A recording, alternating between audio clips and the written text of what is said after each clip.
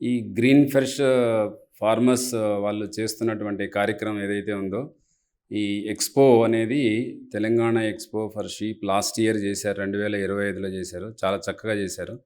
ఈ సంవత్సరం కూడా రంజాన్ నుంచి చేయడానికి వాళ్ళు సిద్ధంగా ఉన్నారు.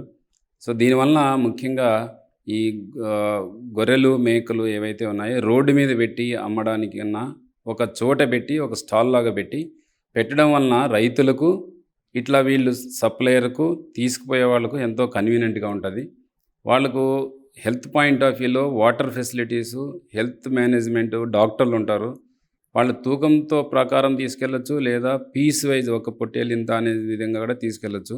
హెల్తీ యానిమల్స్‌నే తీసుకొస్తారు ఒకటి. రెండోది డైరెక్ట్‌గా గ్రామాల నుంచి కానీ, విలేజెస్ నుంచి కానీ డైరెక్ట్‌గా ఫార్మర్స్ ఫ్రెష్ ఫార్మ్స్ నుంచి తీసుకొచ్చి ఇక్కడ పెడతారు కాబట్టి ఇవి హెల్తీ యానిమల్స్‌గా ఉంటాయి. వీటిని తీసుకొని వాడుకునేవాళ్ళు హైదరాబాద్ చుట్టుపక్కల ఉన్నవాళ్ళు, హైదరాబాద్లో ఉన్న వాళ్ళందరూ కూడా దీన్ని సద్వినియోగం చేసుకోవాలనేసి నేను మిమ్మల్ని అందరినీ రిక్వెస్ట్ చేస్తున్నాను.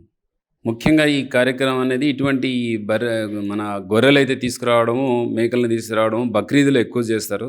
సిటీలో ఉండడం వలన రోడ్డుకు ట్రాఫిక్ అంతరాయం కూడా చాలా జరుగుతూ ఉంటుంది. యాక్సిడెంట్లు కూడా చాలా ఎక్కువ జరుగుతూ ఉన్నాయి.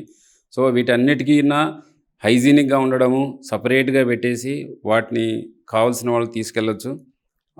ఈ కార్యక్రమం అనేది బక్రీద్‌కు ముందర ఉంటుంది. ఇటువంటి అవకాశాన్ని మీరు సద్వినియోగం చేసుకొని రైతులకు కూడా ఎంతో ఉపయోగపడుతుంది. డైరెక్ట్గా రోడ్ల మీద కాకుండా ఫామ్‌లో పెట్టేసేసి అక్కడ డాక్టర్ ఉంటారు, నీటి సౌకర్యం ఉంటుంది, హెల్త్ ఆస్పెక్ట్ ఉంటుంది, ఫీడ్ ఉంటుంది, ఫాడర్ ఉంటుంది, అన్నీ ఉంటాయి. కాబట్టి మీరందరూ ఈ అవకాశాన్ని సద్వినియోగం చేసుకోవాల్సిందిగా ముఖ్యంగా నేను ఈ షెపర్డ్ కమ్యూనిటీస్ నుంచి ఫార్మింగ్ కమ్యూనిటీ ఎవరైతే ఉన్నారో, గొర్రెల మేకల పెంపకదారులు ఉన్నారో వాళ్ళందరూ కూడా ఇటువంటి అవకాశాన్ని సద్వినియోగం చేసుకున్నట్లయితే బాగుంటుంది అనేది నా యొక్క కోరిక.